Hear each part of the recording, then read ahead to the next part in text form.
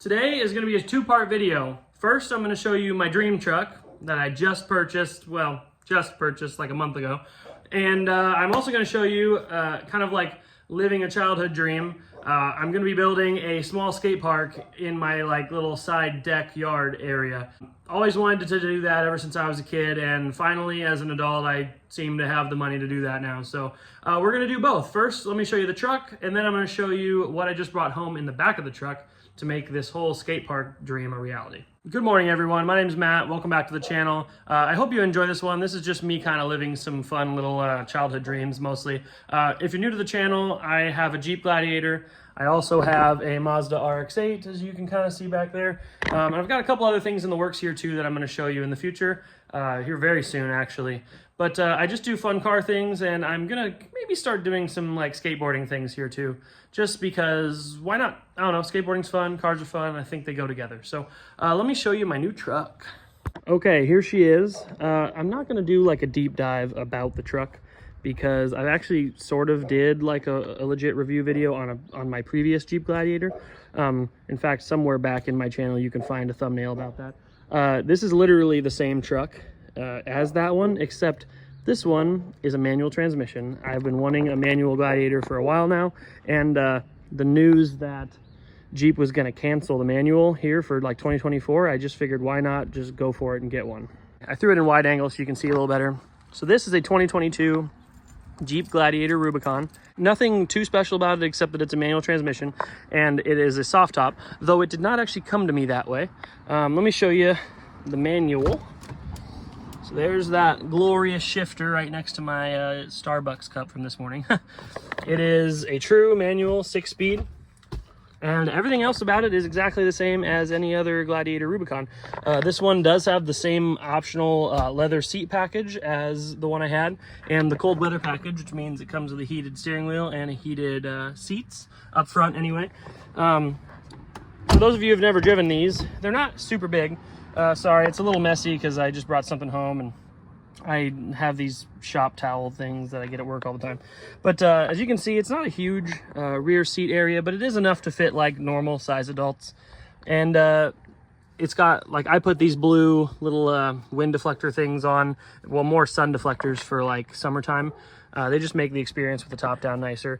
Got a little 5-foot truck bed, nothing crazy, but enough to do anything I want to do. And let's just do a little walk around of the truck. So this one, unlike my previous truck, has the non-color matched fenders. And prior to 2023, they came with Fox shocks, which I don't even know really if it's an upgrade or not, but I think they look cool, so that's good enough for me.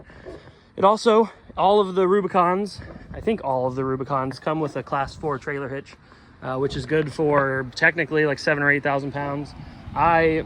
Because I specifically, you could call it a downgrade actually in towing. Well, no, I wouldn't say downgrade like in quotes. It really is a downgrade. This one only tows 4,500 pounds, so I'm gonna have to be a little creative to get my car to the track. But it's enough, and it's just something I've always wanted. I love the idea of a manual Jeep, and I loved that they still made these. So I had been putting it off, but the fact that they decided to cancel them meant I wanted to just get the right truck.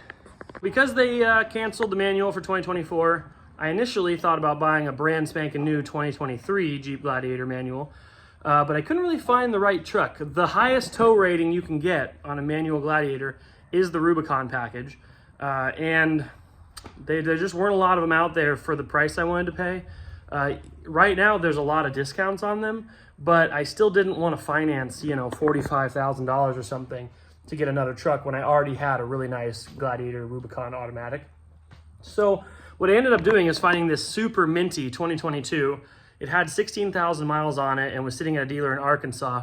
So I called them, I offered them, you know, what I wanted to pay for it, and I think I got like a really good deal. I financed less than I still owed on the automatic, and I just ended up with like exactly the truck I wanted. It's a stick shift, and frankly, it's nothing special from a stick shift standpoint.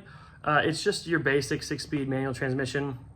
I can do a review on that if you guys are curious, but there's plenty of them out there. The manual in this thing is a little more car-like than any other manual truck I've driven, but it still offers that level of just engagement in the drive that I enjoy, and it's more special because there's way less manual Rubicons out there. Manual Gladiators out there. And I just think it's something that I wanted to keep for like a long time. You know, I hope someday I can teach my kids my kids that I don't have, mind you, yet, but I could teach, you know, them or other people how to drive manual on it, and just kind of like be committed to that manual life. For quite a while especially my early 20s, I was usually that annoying loudest guy in the room about like having to have a manual and everything. I'm less about that now. Like, I still love manuals. I own 3 of them now. But I understand why people buy automatics, especially like if you need the extra tow rating. Like, an automatic just makes sense, you know. But I kind of just wanted to put my money where my mouth was. After owning an automatic Gladiator Rubicon for about 1.5 years with my wife and towing cross country with it and just doing a lot of just basic truck stuff, I just realized like now is the time to pull the trigger on a manual. So I did. I swapped the hard top off of it and put the soft top from our previous truck on this one because I just prefer soft tops. That's a little different than some people, but that's just the way it is. I like being able to throw the top back. Probably the Miata guy in me wants a Miata pickup, so I guess I got it. I'm not gonna do a big deep dive into this, so let's jump straight to the part where I build a skate park in my backyard. Moving on to the skate park build. So let me show you a couple things. First of all, I just acquired this transformer rail last week, and as you guys, like some of you in the skating community might know of this type of rail. It's called the transformer, as you can see right there, because this element right here on top, this square rail, will actually rotate around and put the round rail on top. They even make a version that's like a box too, that has a flat section in the middle. This is not that version, but man, I got it really cheap. Brand new. These things are like almost $400 sometimes. And I got it for $100 used. It's in pretty good shape. The paint's a little meh, but it's just for skating, so I don't really care. It works for me. Now let's go to my backyard and I'll show you the big new thing. This right here is a Keen Ramps 1.5 foot by 3 feet wide quarter pipe. I have always loved the idea of having a quarter pipe in my backyard. I've never been much of a vert skater per se. I can drop in and do some basic stuff on like a mini ramp, but I've never had a ton of practice because the skate parks around me never had great like mini vert setups. So I found this used, like very lightly used locally. The owner had literally only used it one time and they crashed on it the first time they tried it and broke their arm. I feel kind of bad for him, but it worked out for me because I got this thing for like half price too. So that combined with the rail, and then something I haven't really showed on the channel here. Boom, there it is. There's my homemade little slappy box / manual pad setup. And with that back there, I'm gonna kind of build myself just a mini skate park. It's gonna be like a little run where I can, you know, do like some basic slappy kind of, or like low level 50/50s and manuals. And then I can run up to my quarter pipe and come back and maybe hit a little grind on my rail. And I think that's going to be all I need. I have this little RV parking spot that looks like it's going to be perfect for just a small little mini skate park.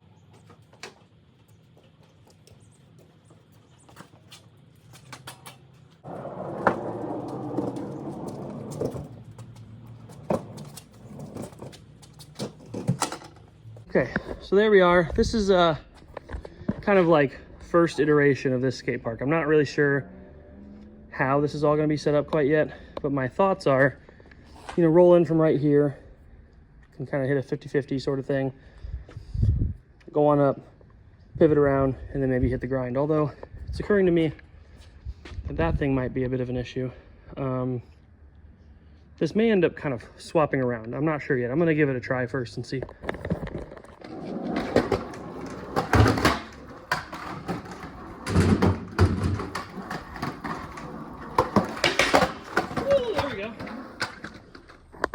Okay, I should have probably prefaced with I'm a pretty average, actually, I don't even know if I'd say average. I'm a pretty amateur skater. I've never actually done a true backslide board slide. So that little bitty slappy thing you just saw, that was really sad looking. That's about the best I can do on that.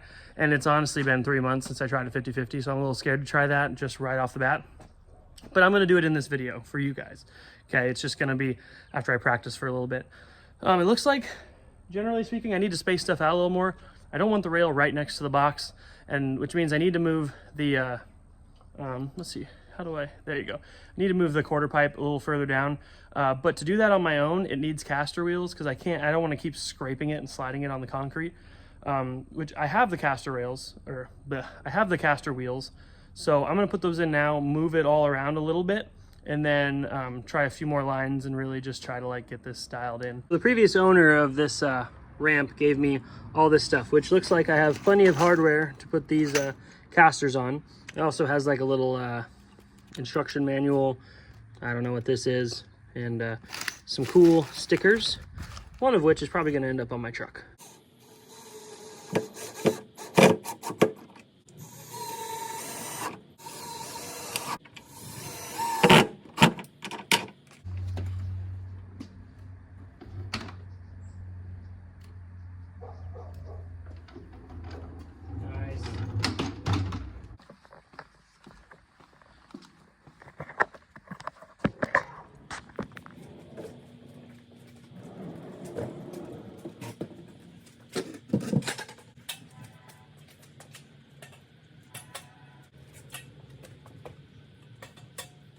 We're gonna try that.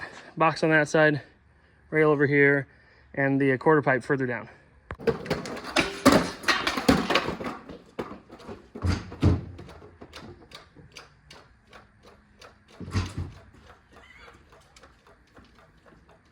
Maybe let's put this further back, because I keep hitting that little...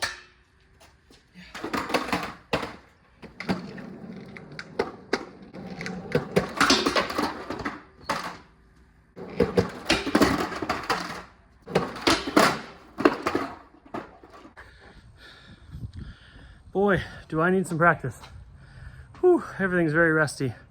Weirdly, that first little clip where I happened to randomly get a board slide and that little weird little slappy slide thing on this, I haven't been able to do either one in the next 10 tries. So yeah, I'm just not all that good. But you know, what's cool is I've got this in my backyard, so I can just do it whenever I want. So I'm gonna keep practicing. Let's get an actual first skate session on the new skate park. As you can see behind me, I've got like my rail, my box, and I'm sitting on the quarter pipe. Got my new Vans Rowans on.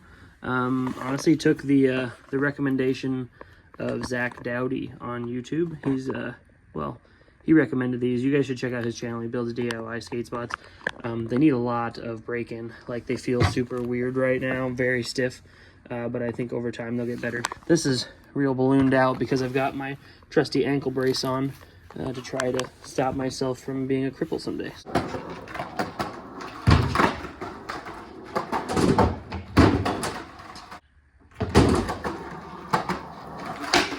Ooh, just about.